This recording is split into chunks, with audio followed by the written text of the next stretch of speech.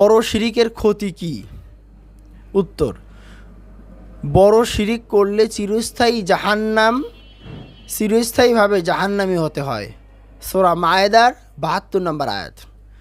শিরিক মিশ্রিত আমল কোনো উপকারে আসবে না। ৯ নম্বর প্রশ্ন, শিরিক মিশ্রিত আমল কোনো উপকারে আসবে না। শিরিক মিশ্রিত আমল কোনো উপকারে আসবে না, এই কথা বলা আছে সূরা আনামের ৮৮ নম্বর আয়াত। জাদু চর্চার হুকুম কি? জাদু চর্চা করা কুফরি। সূরা বাকারা ১০২ নম্বর আয়াত।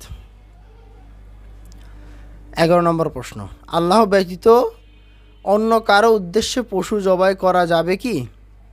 উত্তর, না, তা যাবে না, কেননা এটি বড় শিরিক, যার কারণে একজন মুমিন মুশরিক হয়ে যায়। সূরা কাউসারের ২ নম্বর আয়াত।